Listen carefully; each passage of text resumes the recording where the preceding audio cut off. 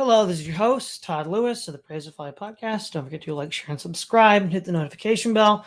Don't forget to follow me on Twitter's, local, Telegram, and Facebook, all of which are in the description box below.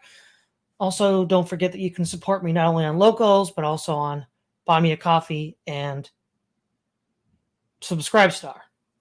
Also, as well, at the end of the podcast, I'll read Super Chats first, and any other chats as time allows.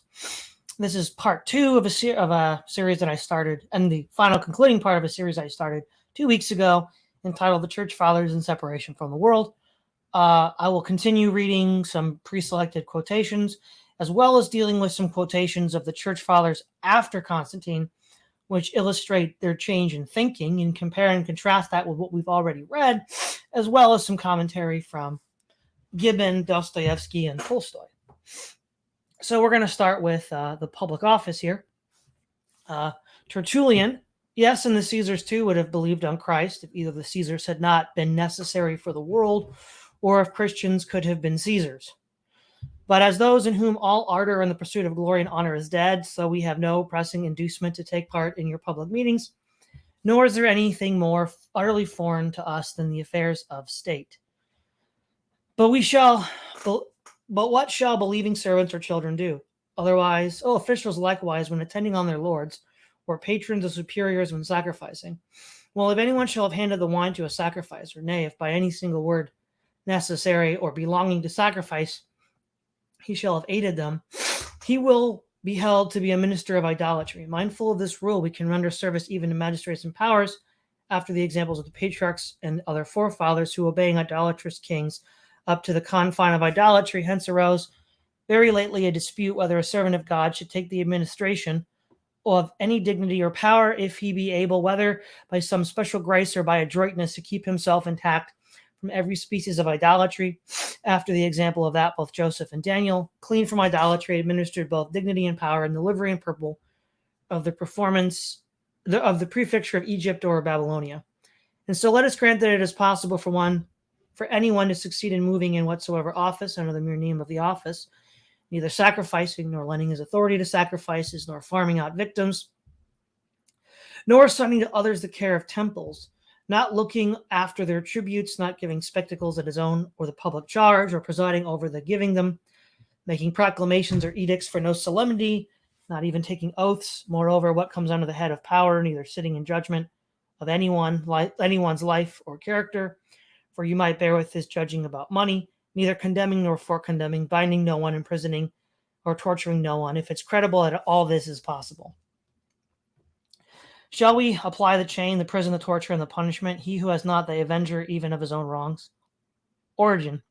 Celsus a pagan also urges us to take office in the government of the country, if that is necessary for the maintenance of the laws and the support of religion. However, we recognize in each state the existence of another national organization that was founded by the word of God, and we exhort those who are mighty in word and a blameless life to rule over churches. It is not for the purpose of escaping public duties that Christians decline public offices. Rather, it is that many reserve themselves for a more divine and necessary service in the church of God for the salvation of men. Cyprian, Emperor Valerian had sent a script to the Senate to the effect that the bishops, presbyters, and deacons should immediately be punished. In addition, Christians who were senators, men of importance, or Roman knights were to lose their dignity and be deprived of their property. Lactantius, it is impossible for him who has surrounded himself with royal pomp to enter upon or to persevere in these difficulties. He, Satan, causes others to swell with ambitious desires. They are those who direct the whole occupation and care of their life to the holding of magistracies, that they might set a mark upon the annals and give a name to the years. The desire of others mount higher, not that they may rule provinces with temporal sword, but with boundaries and perpetual power may wish to be called lords of the whole human race. All right, so that's the end of the Ante Nicene Church Fathers list that I have. Now we see some writings from the Church Fathers after the Council of Nicaea, which indicate a change in perception. And we can compare and contrast it with what's been already mentioned. So Basil claims so we have a link there. And this is, anybody can look this up again. It's in the description box, the link to this Google Drive document. Our fathers did not think killing in war was murder, yet I think it is advisable for such as have been guilty of it to forbear communion for 3 years. So, two things about this statement that is plainly not true. So let's go back up here. What does Justin say? And we who formerly used to murder one another do not now only refrain from making war upon our enemies, but also that we may not lie nor deceive our examiners, willingly die confessing Christ. So Justin equates murder with killing, or murder with war. And then we have Cyprian, who says the whole world is wet with mutual blood, and murder which is admitted to be a crime in the case of an individual is called a virtue when it is committed wholesale. Now, how can we square this with what Basil said? Remember, Basil's writing in the 340s and 350s. There are no other church fathers before him who have a different opinion. It'd be one thing if this was Thomas Aquinas 1,000 years later, in which case it's all been muddied and confused. I think one of two conclusions is inescapable. Either Basil has no idea what he's talking about, in which case he shouldn't be listened to as an authority, or he's deliberately lying. Neither of which is a very satisfying answer to anybody who treats the Christians on this side of the divide as someone to be listened to. But it's inescapable given the documentation that I've already discussed. Now we have Eusebius, who's really the first articulator of a lot of these changes in understanding. So, and surely this is the oration in praise of Constantine. And surely this must appear a wondrous fact to those who will examine the question in the love of truth and desire not to cavil at the blessings. The falsehood of demon superstition was convicted. The inveterate strife and mutual hatred of the nations was removed. At the same time, one God and the knowledge of that God were proclaimed to all. One universal empire prevailed, and the whole human race, subdued by the controlling power of peace and concord, received one another as brethren and responded to the feelings of their common nature. Hence, as children of one God and Father, and owing true religion as their common mother, they saluted and welcomed each other with the words of peace. Thus the whole world appeared like one well-ordered family, one well-ordered and united family. Each one might journey unhindered as far as and wherever he pleased. Men might securely travel from west to east and from east to west, as to their own native country. In short, the ancient oracles and predictions of the prophets were fulfilled, more numerous than we can at present cite. And these especially which speak as follows concerning the saving word, he shall have dominion from sea to sea and from river to the ends of the earth. And again in the day shall righteousness spring up and the abundance of peace. And they shall beat their swords into plowshares and their spears into sickles. And nation shall not lift up sword against nation, neither shall they learn war anymore. Now, I go through the earlier understanding of that in my Casual Stream 27, the New Testament Church in War. And this reading that Eusebius has is patently absurd. Did Constantine disband the legions? No. This is, by the way, completely contrary to all the readings of Isaiah 2 and Micah 4 from Justin the Martyr to Cyprian, which are all the extant references. And again, I've listed in the episode 27 of my Casual Stream, New Testament and War. So clearly what's going on here is not that the understanding of the text has become more improved. It's that there is a reason to change one's interpretation. Wealth and prestige. It's expedient. This is clearly an expediency. And remember, the arguments that are made by Catholics, Orthodox, and to a lesser extent Anglicans, is that innovation is the problem. That there was innovation from the tradition and that they keep it. They don't. In fact, they can't, because as I've already gone through in the previous episode 2 weeks ago, and then 4 weeks ago, episode 27 of the Casual Stream, they're in complete discord, divergence from what the church had said on these topics up to this point. And in the life of Constantine, we read, about this time he completed the 20th year of his reign. On this occasion, public festivals were celebrated by the people of the provinces generally, but the emperor himself invited and feasted with those ministers of God whom he reconciled, and thus offered, as it were, through them a suitable sacrifice to God. One of the bishops was wanting at the imperial banquet, the circumstances of which were splendid beyond description. Detachments of the bodyguards and other troops surrounded the entrance of the palace with drawn swords, and through the midst of these men God proceeded with fear into the innermost of the imperial apartments, in which some were the emperor's own companions at table, while others reclining on couches, arranging on either side. One might have thought that a picture of Christ's kingdom was thus foreshadowed, and a dream rather than a reality. And so this illustrates here the inducements to change one's interpretation of long-held tradition, wealth and power and prestige. And it was quite the inducement. We have Ambrose, who writes, exposition on the Christian faith. I must no further detain your majesty in this season of preparedness for war and the achievement of victory of the barbarians. Go forth, sheltered indeed under the shield of faith and girt with the sword of the Spirit. Go forth the victory promised of old time and foretold in the oracles given by God. For Ezekiel in the far-off days already prophesied the diminishing of our people and the Gothic wars, saying, prophesy therefore, son of man, and say, Gog, thus saith the Lord, shalt thou not in that day when my people Israel shall be established to dwell in peace, rise up and come forth from thy place from the far north, and many nations with thee, all riding upon horses, a great and mighty gathering in the valor of many hosts. Ye go up against my people Israel as the clouds to cover the land in the last days. Now, this is frankly a very bizarre interpretation of Ezekiel 38 and 39, where we have Magog and Gog. Magog and Gog is also mentioned in Revelation chapter 20. There's basically two broad readings of that. One is that this applies to Antiochus Epiphanes in the 2nd century BC, and the other one is that it's yet to be fulfilled in the satanic rebellion at the end of Christ's millennium. Clearly, the Romans are not Israelites. Clearly, this is just not sustainable. But again, it's expedient. Augustine makes an important distinction here, and one that I think all Christians on both sides of this debate really need to look at carefully.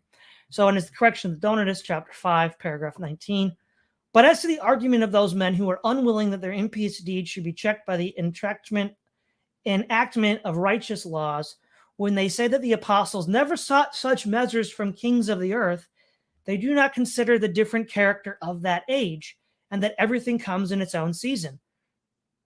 So notice Augustine is conceding the point that up until Constantine, all the Christians, including the apostles, refused civil power. That is a huge concession. Now, what does he say changed? For what emperor had yet believed in Christ so as to serve him in the cause of piety by enacting laws against impiety? When as yet the declaration of the prophet was only in the course of its fulfillment, why do the heathen rage and the people imagine a vain thing? The kings of the earth set themselves and the rulers take counsel together against the Lord and against his anointed. And there was yet no sign of which is spoken a little later in the same psalm. Be wise now, therefore, ye O kings, be instructed, ye judges of the earth. Serve the Lord with fear and with rejoicing, with trembling. How then are kings to serve the Lord with fear, except by preventing and chastising with religious severity all those acts which are done in opposition to the commandments of the Lord? For a man serves God in a way that he is a man, and in another way, and that he is also a king. In that he is a man, he serves him by living faithfully, but in that he is also a king. He serves him by enforcing with suitable vigor such laws as ordain, which is righteous, and punish, which is severe, even as Hezekiah served him by destroying the groves and temples of idols in the high places, which have been built in violation of the commandments. So the interesting thing here, then, is that Augustine concedes the point that there was no Christian appeal to civil authorities until his own day. And he argues that that was because Constantine fulfilled several messianic prophecies, which Eusebius argues as well. But we know that that's not true, because the Roman Empire is, to quote Khrushchev, in the rubbish bin of history. It doesn't exist anymore. So it clearly could not have been the fulfillment of those prophecies. So in the course of reasoning and human discourse, what one normally does when one has an argument that is later proven to be false, and that argument forced you to change your opinion from one position to another, you're going to go back to the original position, knowing that, to quote Planinga, the defeater against that position was in fact false. But that's not what happened. What happened was they continued to find justifications and invent them. So what we see now is a shift from a change in the understanding of eschatology, that some sort of post-millennial vision had arrived, to what ended up happening much later, where it's just a interpretation, or rather misinterpretation, of the texts to lead to this question.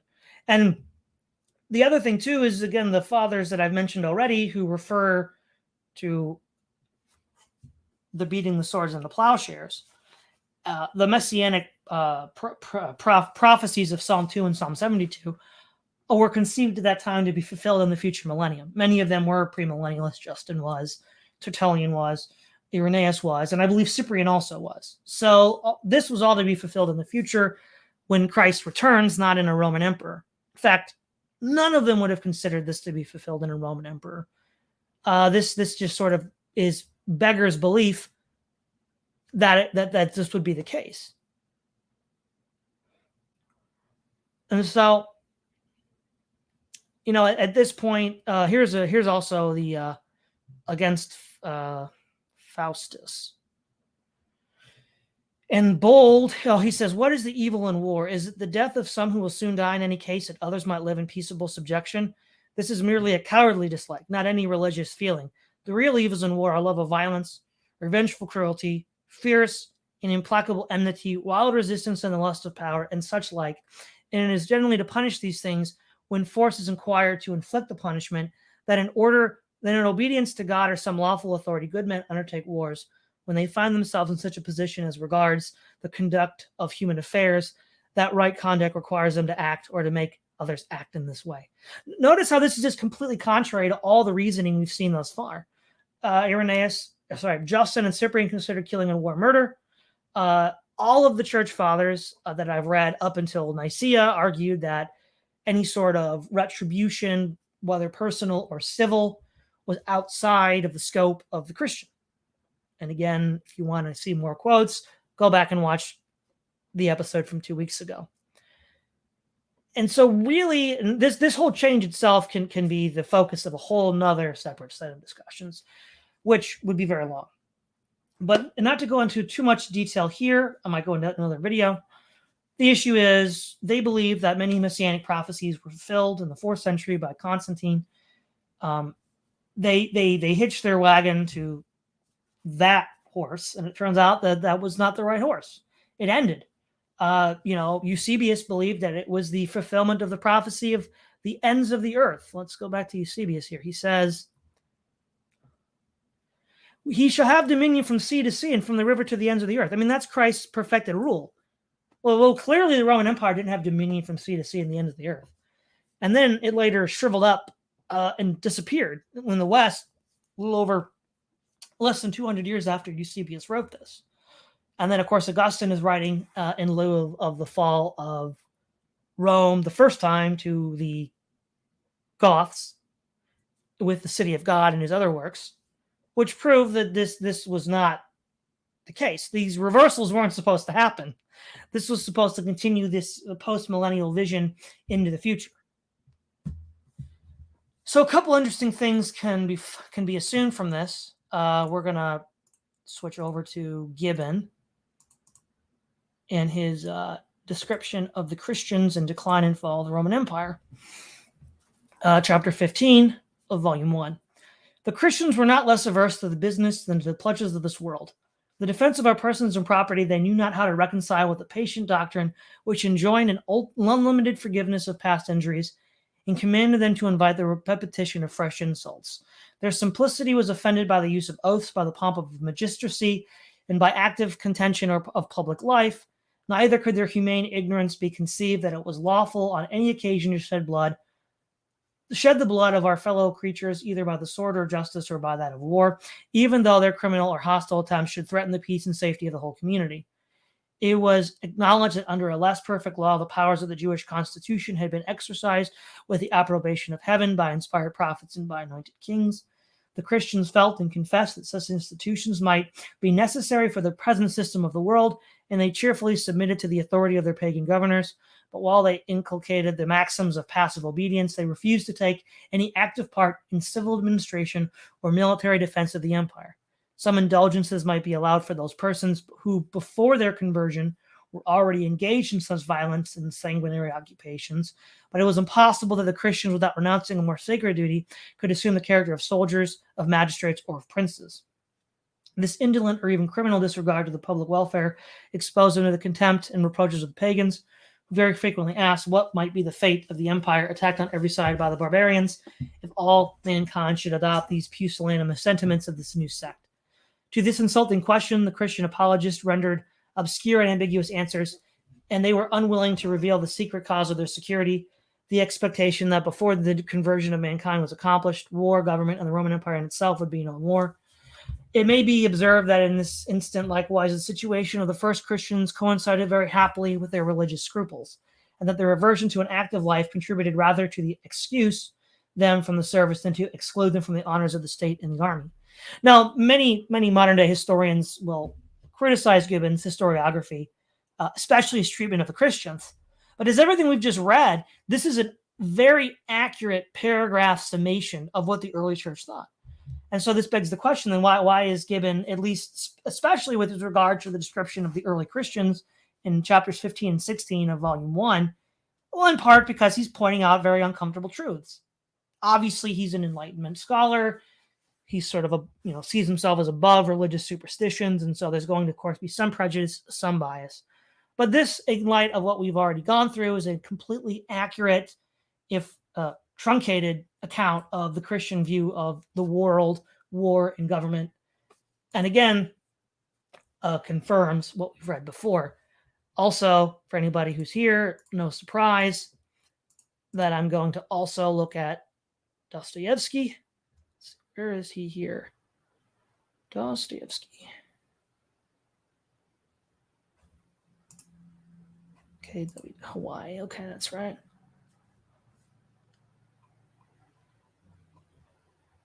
There we go. Dostoevsky seems to be in broad agreement with this assessment of Caesar and the incompatibility of Christianity with Caesar, because he says, and I quote, the Great Inquisitor, "Well, we took the sword of Caesar, and of course, in taking it, rejected you and followed him being Lucifer." So, interesting. And all of this problem is very well briefly summarized, well, quasi-briefly, by Tolstoy. And I'm going to bring up Tolstoy. This is a section from What I Believe, where he talks about, let's see here, not that, What I Believe. Or no, sorry. This is The Kingdom of God is Within You. They all kind of get mixed up together. He is just given in a very literal reading of Matthew 5:38 to 42. I've done that elsewhere in Quoted Church Fathers. So we all know what the text of Scripture says and what the earliest Christians thought that it meant. And then Tolstoy is giving an explanation for, well, why did we get away from this? The first and crudest form of the reply consists in the bold assertion that the use of force is not opposed by the teaching of Christ, that it is permitted and even enjoined on the Christian by the Old and New Testaments. Assertions of this kind, for the most part, from men who have attained the highest ranks in the governing or ecclesiastical hierarchy, and who are consequently perfectly assured that no one will dare to contradict their assertion, and that if anyone does contradict it, they will hear nothing of the contradiction. These men have, for the most part, through the intoxication of power, so lost the right idea of what that Christianity is, in the name of which they hold their position, that what is Christian in Christianity's presence itself to them is a heresy, while everything in the Old and New Testaments, which can be distorted into an anti-Christian and heathen meaning, they regard as the foundation of Christianity. In support of their assertions that Christianity is not opposed to the use of force, these men, usually with the greatest audacity, bring together all the most obscure passages from the Old and New Testaments, interpreting them in the most unchristian way, the punishment of Ananias and Sapphira, of Simon the sorcerer. They quote all these sayings of Christ, which can possibly be interpreted as a justification for cruelty, the expulsion from the temple. It shall be more tolerable for the land of Sodom than this city. According to these people's notions, a Christian government is not in the least bound to be guided by the spirit of peace, forgiveness of injuries, and love of enemies. To refute such an assertion is useless, because these very people who make these assertions refute themselves, or rather renounce Christ. inventing a Christianity and a Christ of their own in the place of him in whose name the church itself exists, as well as in their office in it. If all men were to learn that the church professes to believe in Christ of punishment and warfare, not in forgiveness, no one would believe in the church, and it could not prove to anyone what it's trying to prove. Again, Dostoevsky agrees. I just read The Grand Inquisitor. They've renounced Christ. The second, somewhat less gross, the form of argument consists in declaring that though Christ did indeed preach that we should turn the left cheek and give the cloak also, and this is the highest moral duty, yet there are wicked men in the world, and if these wicked men are not restrained by force, the world and all good men would come to ruin through them. This argument, I found it for the first time in John Chrysostom, and I show how this is mistaken in my book, What I Believe. The argument is ill-grounded, because if we allow ourselves to regard any man as intrinsically wicked men, then in the first place we annul by doing so the whole idea of the Christian teaching, according to which we are all equal brothers as sons of one Father in heaven. Secondly, it is ill-founded, because even if to use force against wicked men had been permitted by God, since it is impossible to find a perfect and unfailing distinction by which one could positively know the wicked from the good, so it would come to all individual men and societies of men mutually regarding each other as wicked men, and in this case now. Thirdly, even if it were possible to distinguish the wicked from the good unfailingly, even then it would be impossible to kill or injure or shut up in prison these wicked men, because there would be no one in a Christian society to carry out the punishment, since every Christian, as a Christian, has been commanded to use no force against the wicked. The third kind of answer, still more subtle than the preceding, consists in asserting that though the command of non-resistance to evil by force is binding on Christian when evil is directed against him personally, it ceases to be binding when the evil is directed against his neighbors. And that then the Christian is not only bound to fulfill the commandment, but is even bound to act in opposition to it in defense of his neighbors, and to use force against transgressors by force. This assertion is an absolute assumption, and one cannot find in all Christ's teachings any confirmation of such an argument. I would also argue one cannot find in any of the church fathers prior to Eusebius any such distinction. It's a wholly invented distinction to serve the interests of powerful actors, that one is seeking to gain their favor and attention. Such an argument is not only a limitation, but a direct contradiction and negation of the commandment. If every man has the right to have a recourse to force in face of a danger threatening another, the question of the use of force is reduced to a question of the definition of danger for another. If my private judgment is to decide the question of what is danger for another, there is no occasion for the use of force which could not be justified on the ground of danger threatening some other man. They killed and burned witches. They killed aristocrats and Girondists. They killed their enemies because those who were in authority regarded them as dangerous for the people. If this important limitation, which fundamentally undermines the whole value of the commandment, had entered into Christ's meaning, there must have been mention of it somewhere. The restriction is made nowhere in our Savior's life or preaching. On the contrary, warning is given precisely against the treacherous and scandalous restriction, which nullifies the commandment. The error and impossibility of such a limitation is shown in the gospel, with special clearness in the account of the judgment of Caiaphas, who makes precisely this distinction. He acknowledged that it was wrong to punish the innocent Jesus, but saw in him a source of danger not for himself, but for the whole people, and therefore he said, is it not better for one man to die, that the whole people perish not?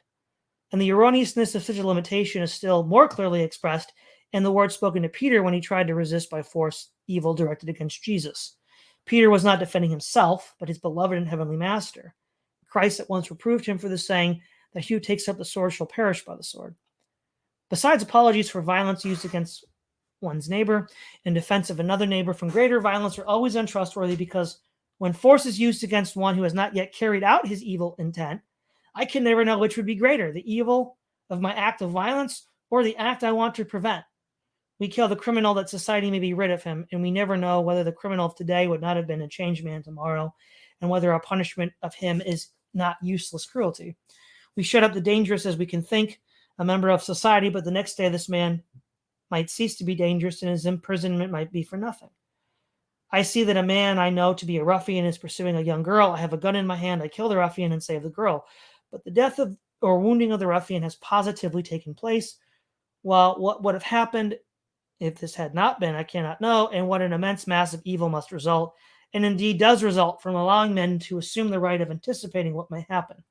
99% of the evil of the world is founded on this reasoning, from the Inquisition to dynamite bombs, and the execution or punishments of tens of thousands of political criminals.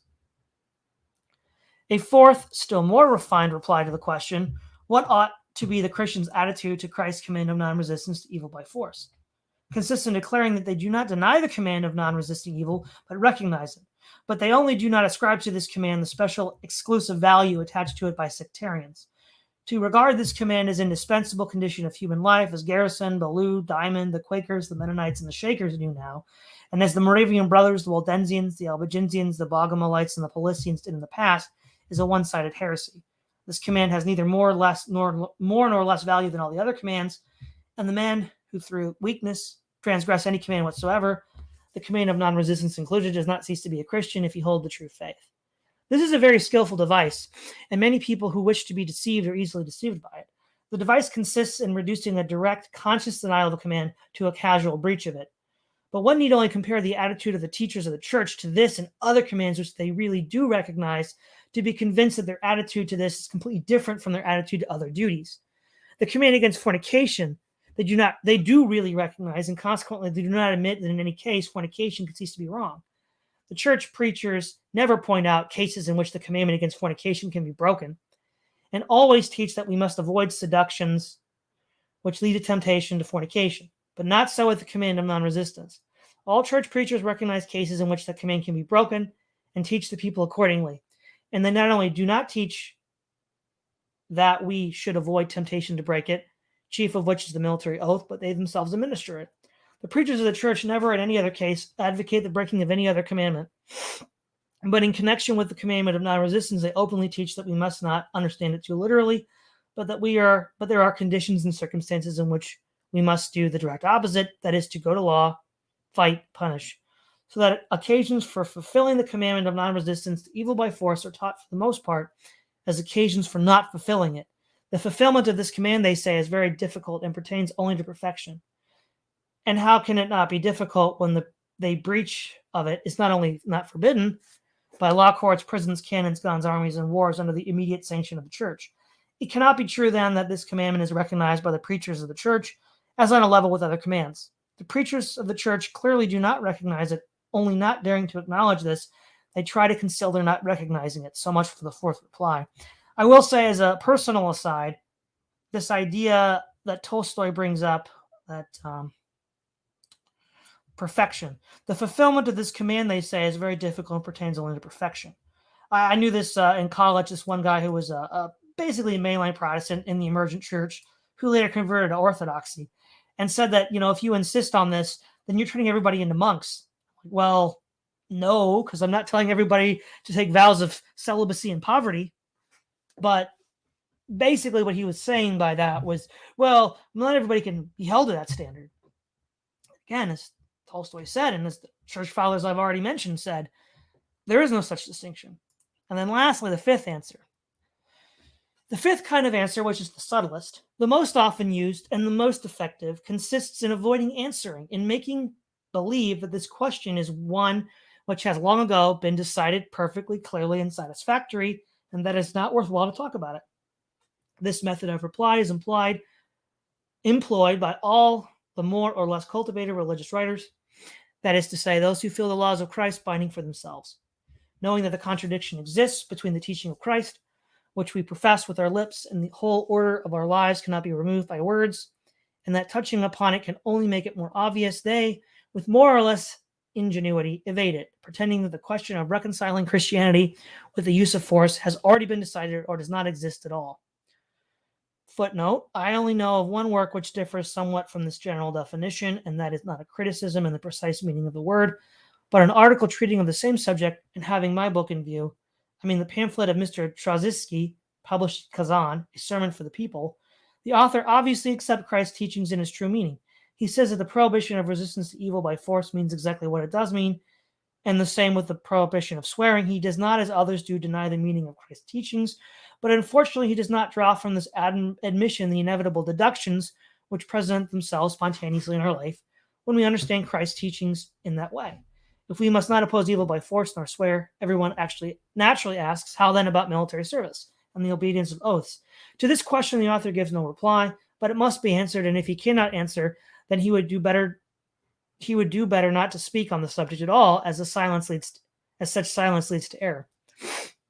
The majority of religious critics of my book use this fifth method of replying to it. I could quote dozens of such critics, in all of whom, without exception, we find the same thing repeated. Everything is discussed except what constitutes the principal subject of the book.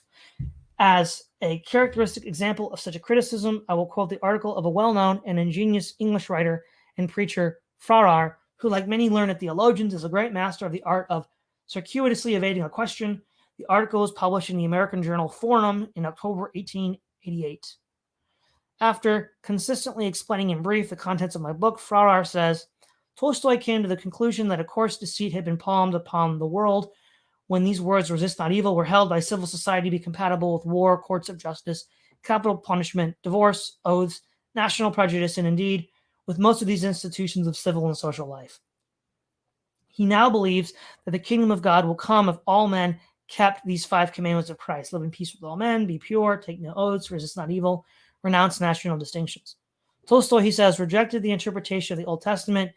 He rejects the doctrines of the church, that of the atonement by blood, the Trinity, the descent of the Holy Ghost and the apostles, and its transmission through the priesthood, and he recognizes only the words and commands of Christ. But is this a true interpretation of a Christ, a true one? And he says, all men are bound to act as Tolstoy teaches, to carry out the 5 commandments of Christ. You expect then that in answer to this essential question, which is the only one that can induce a man to write an article about the book, he will say either that this interpretation of Christ's teaching is true and we ought to follow it, or he will say that such an interpretation is untrue, will show why, and will give some other correct interpretation of these words, which I interpret incorrectly. But nothing of this kind is done. Farrar only explains his belief that, although actuated by the noblest sincerity, Count Tolstoy has been misled by a partial and one-sided interpretations of the meaning of the gospel and the mind and will of Christ. What this error consists in is not made clear. It is only said. To enter into the proof of this is impossible in this article, for I have already exceeded the space at my command. And he concluded in a tranquil spirit, meanwhile, the reader who feels troubled, lest it should be his duty also to forsake all the conditions of his life, and to take up the position and work of a common laborer, may rest for the present on the principle securus judicat orbis terrarum. With a few and rare exceptions, he continues, the whole of Christendom, from the days of the apostles down to our own, has come to the firm conclusion that it was the object of Christ to lay down great eternal principles, but not to disturb the bases and revolutionize the institutions of all human society, which themselves rest on divine sanctions as well as on inevitable conditions. Where it may object to prove, however untenable, the doctrine of communism based by Count Leo Tolstoy upon the divine paradoxes, which can be interpreted only on historical principles in accordance with the whole method of the teaching of Jesus, it would require another ampler canvas than I have here at my disposal. What a pity he has not an ampler canvas at his disposal. And what a strange thing it is for all of these last 15 centuries, no one has had a canvas ample enough to prove that Christ, whom he professed to believe in, says something utterly unlike what he says today. Still, they could prove it if they wanted to, but it is not worthwhile to prove what everyone knows. It is enough to say securus judicat orbis terrarum. And of this kind, without exception, are all the criticisms of educated believers who must as such understand the danger of their position. The sole escape from it for them lies in their hope that they may be able, by using the authority of the church, of antiquity, and of the sacred office, to overawe the reader and draw him away from the idea of reading the gospel for himself, and thinking out the question in his own mind for himself. And in this they are successful, for indeed how could the notion occur to anyone at all that has been repeated from century to century with such earnestness and solemnity to all the archdeacons, bishops, archbishops, holy synods, and popes, is all of it a base lie and a calumny foisted upon Christ by them for the sake of keeping safe the money they must have to live luxuriously on the necks of other men. And it is a lie and a calumny so transparent that the only way of keeping it up consists in overawing people by their earnestness, their conscientiousness. It is just what has taken place of late years at recruiting sessions, at a table before the Zertzel, the symbol of the Tsar's authority and the seat of honor. Under the life-size portrait of the Tsar sits dignified old officials, wearing decorations, conversing freely and writing notes, summoning men before them and giving orders. Here, wearing a cross on his breast, near them is prosperous-looking old priest in a silken cassock with long gray hair flowing onto his cope before a lectern who wears the golden cross and has a gospel bound in gold. So what we can say here is that if we want to summarize this whole discussion, the first thing is, one, as I've said in episode 27 of the Casual Stream, the New Testament in War, episode 1 of this, the Church Fathers and Separation from the World, that it's clear that the New Testament itself of Christ teaches that the Christian, if one is going to call oneself a Christian, has to adhere to these principles of separation from the world, and more narrowly, the idea of not fighting for the state. Second of all, that was the undisputed interpretation up until Constantine. Now, I touched briefly on some of the assumptions that those who lived through Constantine thought had happened, which in hindsight we know hadn't happened, and really against their better judgment should have known had not yet happened, because Constantine wasn't a Jew, he wasn't the Messiah. He couldn't have possibly been the fulfillment of Psalm 2 and Psalm 72 and these others. Second of all, Gibbon gives a essentially accurate overview of the early Christian conception on killing and separation from the world. Dostoevsky, in The Grand Inquisitor, concedes this point, probably one of the most radical things he says in The Brothers Karamazov. And then Tolstoy gives an overview of 5 general answers that those in power give. In fact, they don't have to give an answer because they're in power. And of course, that's why the fifth answer, that it's already been satisfactorily resolved, even though they never tell you how it's been resolved, is the most common. And from my own experience in dealing with, again, this argument's tradition heavy, Catholics and Orthodox, they never have an answer because they've never read the text. It's a confidence game. Oh, trust us, we've read the texts, but they haven't. And if you read the texts and point this out to them, they don't listen. In fact, one Orthodox man I knew in college, when I was quoting to him the Church Fathers on this topic, he said, of all people, right, an Orthodox was saying that I put too much stock in the Church Fathers. What is that supposed to mean? From someone who's Orthodox, no less. It's irreconcilable. I've never seen it done. The only thing you can do is, there's a sixth argument that Tolstoy doesn't really bring up. A lot of these vast, elaborate schools of theology, the Lutherans, the Anglicans, the Reformed, the Catholics, where they have their own, well, for lack of a better word, hyper-real simulacra of Christianity that refers only to itself. And so the Bible ends up becoming ancillary. It's these simulations, using the Baudrillard distinction, become a sort of not a physical idol, but a sort of mental idol, where you have this hyper reality of Christianity that makes no reference to the Bible itself, that makes no reference to the history of the church. If, for example, one were to try to figure out what does Marxism consist of, one would not read something that was written 200 years after Marx. One would read Marx's own words. One would read what the Marxists right after Marx died believed. And that's how one would figure out what is the essentials of Marxism. And that would be the same with any historical period or event, except one, the early church. That's the one area where that you can't do that. I wouldn't say the one area, but it's one of the most obvious ones you can't do. And the reason why you can't do it is it would step on too many people's toes, ask too many uncomfortable questions. And given that people are hyper-normalized to these simulacra, hyper-real understandings of Christianity, they are unable and unwilling to deal with this. And yet, as Tolstoy said, what you have to conclude is that a great conspiracy has occurred. Because, again, the texts are there. We have them. We know what they said.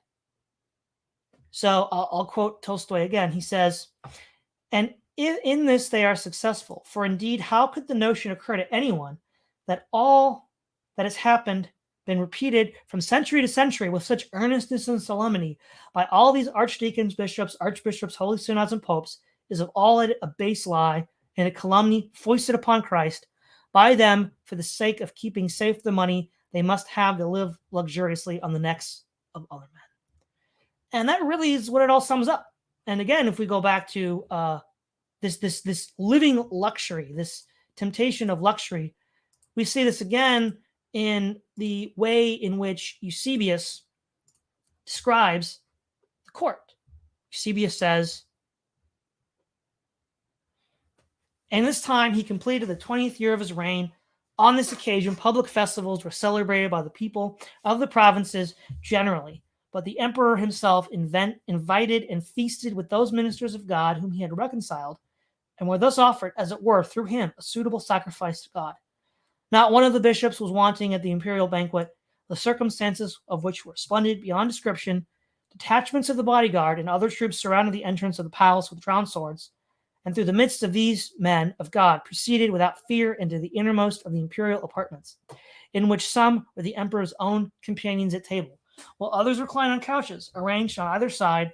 One might have thought a picture of Christ's kingdom was thus shadowed forth in a dream rather than a reality." And so coming full circle, one, anybody who's not already a Christian, these are hard teachings. Christ admitted that his own teachings were hard and that he was the rock of offense. So again, no surprise there. They were hard then, they were hard now. But what is the debate here, the issue here, is for those who already claim to be Christians and not only refuse to do these things, but more to the point, refuse to even look at this question. This question which just screams at you that why is it so opposite of what Christ teaches? And again, why is the church as it was originally constituted so different than it is now? All of these are questions that are historical facts. We have the writings, we have the accounts, we have what pagans wrote about them as well, and they are consistent with this understanding of the radical denial of self and the radical denial of the world that we've explored here. And again, I've had this argument both IRL and online for 15 years now, and there's no answer. And there's no answer because there's no answer. You can't square the circle. You can't reconcile the impossible. So you just have to ignore it. And that's why the fifth answer is the most common. I would also argue a sixth answer, which Tolstoy doesn't discuss, is these elaborate traditions, which become the locus of faith rather than the words of Christ himself. And so the words of Christ are then twisted and warped into these traditions rather than standing or falling on their own. Which again, if you read the early church fathers, they read them in this very straightforward way. But of course they're not committed to preserving large estates and protecting the empire. They don't see themselves as having anything to do with that. And so ultimately, this question is one that's not going to go away, one that has already been answered satisfactorily by numerous people, and that many Christians just refuse to deal with because it forces them to ask uncomfortable questions and challenges their hypernormalization to their simulacra denominations. And we can also see that, contrary to what they say, the churches, again, many people in the circle will bemoan the fact that the churches are corrupted, compromised, teaching falsehood, even with regards to their own historical background. Think of St. Francis, with regards to the Catholics. Think of, the Missouri Synod with regards to the Lutherans. Think of, ROKOR, the Russian Orthodox Church of America, or of Russia. That's not the wrong one, but yeah, it's they know this. Okay, well then why are they corrupted? Why are they teaching what is according to their own traditions false? Well, because they're following the power and the money.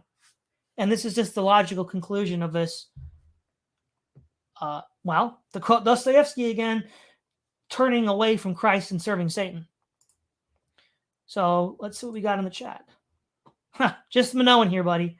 Well, you're a trooper, Minoan. I'm glad to see you here. This is Todd Lewis of the Praise of Folly podcast, signing off.